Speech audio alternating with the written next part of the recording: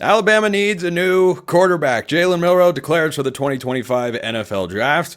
That raises a lot of questions. Let's try and answer some of them with Luke Robinson, Locked On Alabama, friend of the program, joining me here. So, Luke, where is Alabama turning here with Jalen Milroe gone to the draft? Because it seems like it's a collection of maybe, possibly, this guy could be good, that guy, but there's no proven commodity on that roster, right?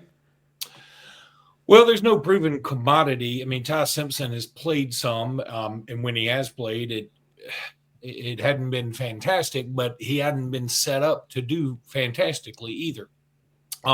When Ty Simpson has played, he's usually been because Alabama's beaten somebody so badly that he just comes in and hands the ball off. One time he came in pretty early during a blowout, and he took off for about a 79-yard run, and he dropped the ball before he got to the end zone, which, it's just something people do that I'll never understand. I can't understand it. How are we still doing that, man?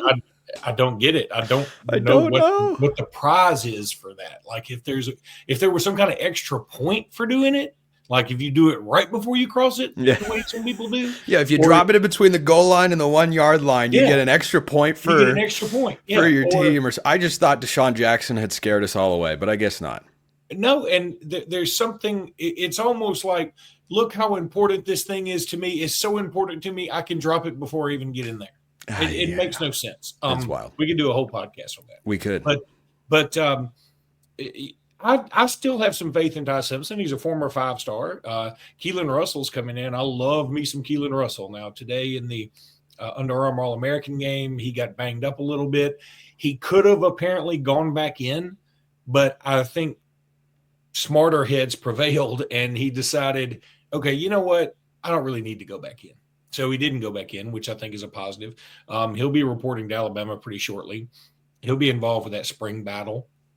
All the folks that were at the Under Armour practices say, look, he's probably the best quarterback there. He looked great. And then, of course, there's also Austin Mack, who's 6'13", just a domineering type dude. He's very tall, and I think he is legitimately 6'8". He puts that helmet on, and he just looks like he towers above everybody. Brock Osweiler vibes. Yeah, and he threw a nice touchdown pass to Rico Scott against Mercer. I know it's against Mercer, I know, but we don't get a chance to see the third teamer play a lot. So I got to see him play, and point being, I don't think Alabama is devoid of talent. I think they've got some dudes back there, all unproven. I'm not going to – if this were Nick Saban circa 2015, I'd say I'm not worried about it. The defense is going to hold steady until whoever's going to be the quarterback starts to shine. Now it's Kalen DeBoer circa 2025, and I'm sort of like, I don't really know what to tell you guys. I'm not going to sit here and tell you that I think Ty Simpson or Kalen Russell or Austin Mack is going to be an All-American or an All-SEC or even the starter for the whole year.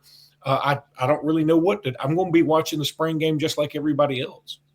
So what I was thinking about before we hopped on to record here is over the course of the season, I saw two different types of Jalen Milroe. I saw the guy who was hitting – was hitting on the deep shots early in the season. Alabama's ranked number 1 in the country. Ryan Williams is the best wide receiver as a freshman we've ever seen. That's definitely Jeremiah Smith now. Holy moly, is that guy a football? He's ridiculous. He's absurd. But so too is Ryan Williams, and it felt like that connection faded as the year went on. And Jalen Milroe faded as the year went on. And I think from a quarterback production standpoint, Luke, I feel like Jalen Milroe is a bigger loss as a name than it is from an actual production capability. Because one thing that you and I talked about coming into the season that I was really wondering about was, Milroe's a runner. He's a mobile guy. DeBoer likes pocket guys. Penix sat there from the pocket. Jake Haener was a pocket guy. And Penix again at Indiana. Those were pocket quarterbacks. And Milroe isn't that sort of guy. It looked like they'd figure it out. But then it just ceased to mesh. Am I crazy for thinking that at least by the end of next year, maybe not at the start, because someone's going to be getting reps early in the season in big games for the first time ever, by the end of next season, Alabama could be better off the quarterback position? Oh, I don't think there's any doubt. And I think all the fans, most of the fans at least, would tell you right now that they are happy that Jalen is gone. They're happy for Jalen. I don't think there's anybody that truly dislikes Jalen. There's some people right now with a bad taste in their mouth from Jalen from these last few weeks. I mean, even the LSU game, he didn't throw a touchdown pass. I mean, he ran all over them. I mean, and he threw a touchdown pass against Michigan, but it was to Robbie Oots, just like I think he threw in against Mercer to Robbie Oots. I mean, you got Ryan Williams on your team. How do you not get him touchdowns? I mean, it's kind of crazy. And look, nobody's been a bigger Milroe sunshine pumper than me. I've been on the Milroe hype train, and after Georgia, I thought clearly he was the Heisman front runner. It wasn't just me. The world thought that. I had him as my Heisman pick before the season. Yeah, and then, of course, the Vanderbilt game comes around, and, that game got sideways kind of early, but, they still scored 35 points in that game. I think they lost 40-35. And so you're like, okay, well, that was a defensive issue. But then the Tennessee game comes around, or even really the South Carolina game. And, Milroe does some things that put South Carolina back in the game if he had connected on a deep pass to Ryan Williams, which was wide open, I think that game gets out of hand for South Carolina. Instead, it gave South Carolina some life. They come back and, Milroe gets the safety and an interception and some other things. And meanwhile, Lenora Sellers is looking like what we want Jalen Milroe to look like. And all that stuff's happening simultaneously. And then the Tennessee game, Milroe throws a really bad pick. Alabama has 3 turnovers, I think, in the first half against Tennessee, and they can't really capitalize on them. I mean, and it just seemed like Milroe was beginning to get out of sorts. And then it just seemed to get worse and worse. The LSU game was fool's gold. I mean, we thought all is well. Well, we just didn't we didn't pass the ball very well still. And then you go to even Auburn. I mean, all Milroe's touchdowns were running touchdowns. We scored 28 points against Auburn. They were all 4 rushes. 3 touchdowns for Milroe, 1 for Justice Haynes. And, Milroe is an incredible ambassador for the program. I've been saying that all along. And I've been saying it to the point where after this game against Michigan, people were like, I don't want to hear he's a great ambassador to the program anymore. But that's still true. He's still a good dude. He does wear his heart on his sleeve. It's very clear. His body language tells you everything. I mean, he's, I'm a talk with my hands guy. If I'm not talking at you with my hands, you probably know I'm disinterested in whatever it is we're talking about. So, or like moving towards you. I mean, body language does mean a lot sometimes. And it's good for a quarterback to, I think, be vocal. It's also good for a quarterback to have an even keel, because if you get 2 up when you're up, you're probably going to get 2 down when you're down. And I think Milroe did that too. I really like him. Met his father, super guy, just like him. And I want it to work out at the next level.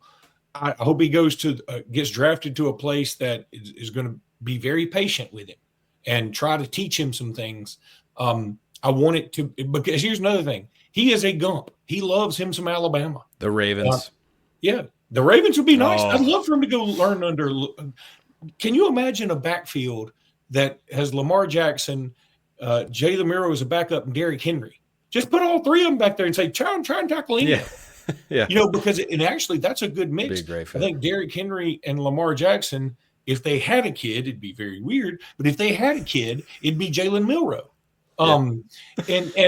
Because that's the other thing, we talk about Jalen Milroe and everybody talks about his straightaway speed, but what I guess we never really took into consideration, or at least a lot of us, we just glossed over the fact, maybe laterally it's not great, because he's been sacked a lot. Now this year it was cut way down, but in the Michigan game, they sacked him a lot. Yeah. So real quick before I get you out of here, Luke, Keelan Russell, Austin Mack, Ty Simpson, your confidence level that one of those guys can get Alabama to the playoff? My confidence level is 60%. I'm not so much worried about the quarterback. I'm worried about the schedule. At South Carolina, doesn't look easy. At FSU, Wisconsin at home, at Georgia, LSU at home with Nussmeier and Harold Perkins coming back, and they'll have some good receivers. The schedule at Auburn is going to be difficult next year, because it always is when you go to that, that haunted place Nick Saban talks about. Yep. At least for us. Alabama's got a tough row to hoe next year. And I mean, you could put a lot of people back there at quarterback, and 9-3 would still be pretty good. I'll probably be a homer and predict 10-2 or something. But 9-3 is probably looking pretty good next year for that. So I'm going to say 60% level confidence. Luke Robinson, Locked On Alabama. Great as always, Luke. Appreciate the time. All right. Appreciate you, Spencer.